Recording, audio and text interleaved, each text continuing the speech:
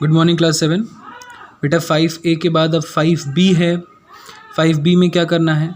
5B में आपको सब कुछ स्टैंडर्ड फॉर्म में कन्वर्ट करना है। भाई कुछ नंबर्स दिए हैं, आपको उसको स्टैंडर्ड फॉर्म में कन्वर्ट करना है, या स्टैंडर्ड फॉर्म के नंबर्स को आपको यूजुअल फॉर्म में कन्वर्ट करना है। यही करना है आपको 5 जो है कि B में। ठीक, अच्छा तो देखिए क्या है स्टैंडर्ड फॉर्म, पहले क्या होता है ये जान जाइए।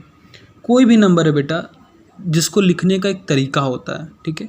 जैसे आपने लिखा कि 538, या जैसे आप दिख रहा है क्वेश्चन आपको 642800, इस तरह से चीज़ें आपको दिख रही हैं।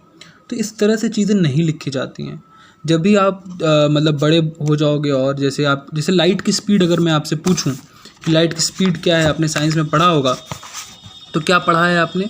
3 × 10⁸ मीटर पर सेकेंड। ठीक, जैसे ये देखो 3 × 10⁸ मीटर पर सेकेंड। यही तरीका होता है स्टैंडर्ड फॉर्म में किसी भी नंबर को राइट करने का। बात समझ में आ रही है? यानी कि जैसे मान लो कि अगर आपको राइट करना है 538, तो 5.38 × 10⁻² राइट करोगे आप। क्यों राइट करोगे ऐसे? क्योंकि स्टैंडर्ड फॉर्म का मतलब होता है कि पॉइंट के पहले सिर्फ एक डिजिट होना चाहिए। ठीक, एक डिजिट होना चाहिए पॉइंट के पहले, पॉइंट के बाद जितने चाहे हो सकते हैं, उसमें प्रॉब्लम नहीं है। और जो भी नंबर हो वो 10 के नोटेशन में, 10 के पावर में वो एक्सप्रेस किया गया हो। जो भी नंबर आपके पास हो उसको कैसे एक्सप्रेस किया गया हो? 10 की पावर में। जैसे देखो 3 × 10⁸ था, यानी कि इसमें क्या है 10, इसमें मल्टीप्लाई होगा किसका? 10 की पावर 8, यानी कि 10 के बाद ये 1 के बाद 8 जीरो लगाओगे, उसका मल्टीप्लाई फिर किससे होगा? 3 से। 1 के बाद कितना जीरो लगाओगे? 8 जीरो, उसका मल्टीप्लाई किससे हो जाएगा? 3 से। तो 3 के बाद एक्चुअली में 8 जीरो आएगा, वो इसकी वैल्यू होगी।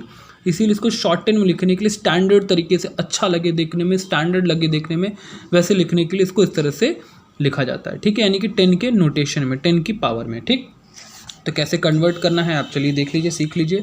ठीक है, जैसे आपका पहला क्वेश्चन था 538। ठीक है, 538 को हमें स्टैंडर्ड फॉर्म में कन्वर्ट करना है। पॉइंट के पहले हमें कितना डिजिट चाहिए? सिर्फ एक, ये 5 चाहिए। ये दोनों हमें पॉइंट के पहले नहीं चाहिए, हमें यहाँ पे पॉइंट लगाना है। तो अगर हमें यहाँ पे पॉइंट लगाना है तो हम क्या करेंगे भाई बताओ? अगर हमें यहाँ पे पॉइंट लगाना है तो हम पहले डिजिट के बाद जितने डिजिट बचेंगे, ठीक है, पहले डिजिट के बाद जितने भी डिजिट, जैसे यहाँ 2 बचे हैं, कहीं 4 बच सकते हैं, कहीं 8 बच सकते हैं, कहीं एक ही बच सकता है, तो जितने भी डिजिट बचेंगे उसको काउंट कर लेंगे। कितने डिजिट बच रहे हैं यहाँ पे? 2 बच रहे हैं ना।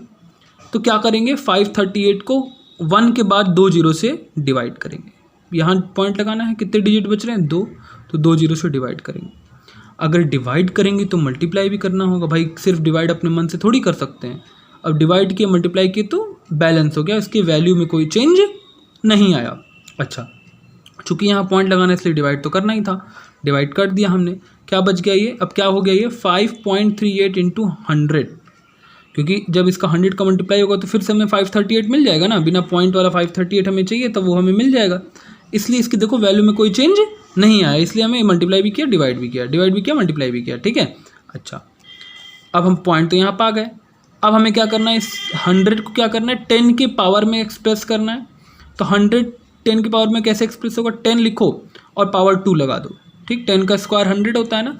बस याद रखना कि 10 लिख के जितने ज़ीरो हैं उतना पावर लगेगा। ये मत सोचना कि एक जीरो छोड़ के एक ही पावर लगेगा, नहीं, जितने ज़ीरो हैं 10 लिख के जितने ज़ीरो आ रहे हैं 10 के बाद उतना पावर लग जाएगा। यानी कि अगर 2 ज़ीरो आ रहे हैं तो 2 ज़ीरो लग जाएगा।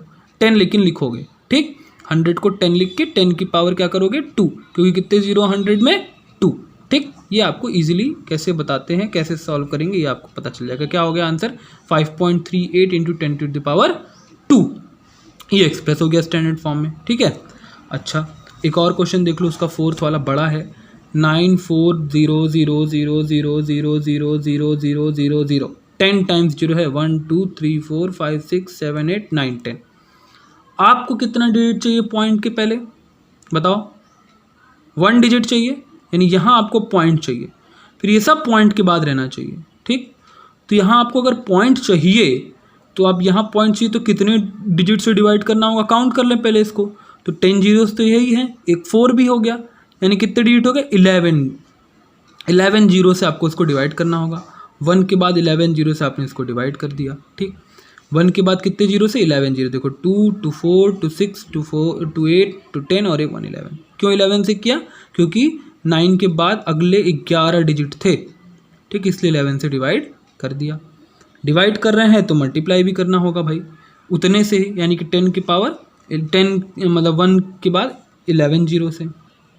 अब ये डिवाइड हो गया पहले, क्योंकि पॉइंट लगाना है, डिवाइड कर दीजिए 9.4। अच्छा 0 का कोई वैल्यू नहीं है, अब पॉइंट लग गया तो पॉइंट के बाद 0 की कोई वैल्यू नहीं है, डिजिट के बाद आखिरी में कोई वैल्यू नहीं है, इसलिए केवल 9.4 मैंने लिख दिया। और यहाँ पे 10 के बाद 11 जीरो लगा दिया, क्योंकि ये मल्टीप्लाई वाला बचा हुआ है अभी।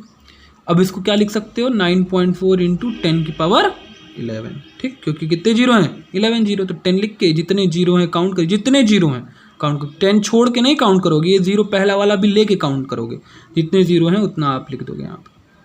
क्लियर? कैसे स्टैंडर्ड फॉर्म में कन्वर्ट करते, समझ में आ रही बात आपको? चलो क्वेश्चन 2 सेम ऐसा ही है। क्वेश्चन 3 एक्सपेंडेड फॉर्म में कन्वर्ट करना है आपको, तो एक्सपेंडेड फॉर्म में कन्वर्ट करिए भाई। चलिए देखिए, ये तो बचपन से किए हो, थोड़ा सा चेंज है बस, उसमें कुछ खास चेंज नहीं है। 654,502, ठीक, तो लेट राइट कर दो 6। अब उसके बाद इंटू 1, फिर जितने डिजिट हैं काउंट करो, 1 2 3 4 5 डिजिट है ना, तो 1 के बाद 5 जीरो लगा दो, ठीक है, 1 2 3 4 5, ठीक।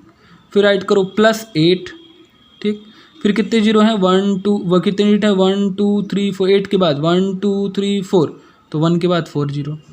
फिर राइट करो 4, फिर इंटू लगाओ, फिर 1 2 3 जीरो, फिर राइट करोगे 5, फिर इंटू लगाओ, फिर कितने डिजिट है 1 2, राइट कर दो 1 2, फिर राइट करोगे 0, 0 के बाद कितने डिजिट है 1, तो 10 1 इंटू 1 के बाद एक 0, 10 10 की पावर, ठीक है। अच्छा फिर देखो राइट करो 2 की पावर क्या है यहाँ पे, 2 की पावर यहाँ 2 है, 2 के बाद यहाँ पे कुछ नहीं है, तो सिर्फ 2 इंटू 10 की पावर 0, सब 10 की पावर में लिखना है, तो 10 की पावर यहाँ पे 0 हो जाएगी, क्योंकि भाई वो इंटू 1 हो रहा है ना, तो 10 की पावर 0 की वैल्यू 1 आ जाती है, तो 10 की पावर 0। अब इसको आप कैसे राइट कर सकते हो, थोड़ा समराइज करके, 6 इंटू 5 की पावर 6 इंटू 10 की पावर 5, क्योंकि यहाँ पे 5 जीरो था, 8 इंटू 10 की पावर 4, क्योंकि यहाँ पे 4 जीरो था, 4 इंटू 10 की पावर 3, क्योंकि देखो यहाँ 3 जीरो है, 5 इंटू 10 की पावर 2, क्योंकि यहाँ 2 जीरो है, 0 इंटू 10, 10 सिर्फ और कुछ नहीं था, तो कुछ नहीं था तो पावर 1 लगा सकते हो आप। और यहाँ पे 2 इंटू 10 की पावर 0, 2 इंटू 10 की पावर 0, क्योंकि 10 की पावर 0 किसी की पावर 0 तो वैल्यू क्या आ जाती है 1 आ जाती है, तो 2 इंटू 10 की पावर 0 हो गया। क्लियर? बस समझ में आ गया कैसे लिखना है एक्सपेंडेड फॉर्म में? ओके।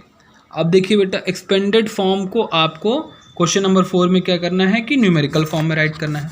वो भी बहुत सिंपल है, जस्ट उल्टा काम करना है जो आप अभी कर रहे थे। क्वेश्चन दिया हुआ है, सॉल्व कर दो। 10 की पावर 4 मतलब 1 के बाद 4 जीरो, 10 की पावर 3 मतलब 1 के बाद 3 जीरो, 10 की पावर 2 यानी कि 100, 7 की पावर 10, 7 इंटू 10 की पावर 1 यानी कि सिर्फ 10, यहाँ 8 इंटू 10 की पावर 0, सॉरी 8 इंटू 10 की पावर 0 यानी कि 1, ठीक। मल्टीप्लाई हुआ, 6 के बाद 4 जीरो, 3 के बाद 3 जीरो, 0 में 100 का मल्टीप्लाई होगा 0 ही हो जाएगा, 7 इंटू 10 70, 8 बन जा 8, ठीक। अब यहाँ प्लस कर दो, देखो यूनिट डिजिट के नीचे यूनिट डिजिट, टेंस के नीचे टेंस लिख के हमने प्लस कर दिया, ठीक। 60,000 फिर 3,000 0 78, सब प्लस क्या क्या है 63078, 63078, ये आपका आंसर आ गया। तो ऐसे आप करोगे स्टैंडर्ड फॉर्म को, सॉरी आपके जो न्यूमेरिकल फॉर्म में कन्वर्ट करोगे, ऐसे आपको अगर दिया हुआ है तो नंबर एक्सपेंडेड फॉर्म में। तो क्लियर है? यही होमवर्क है, exercise 5B all in CW copy, ठीक है? क्लियर? Okay, thank you.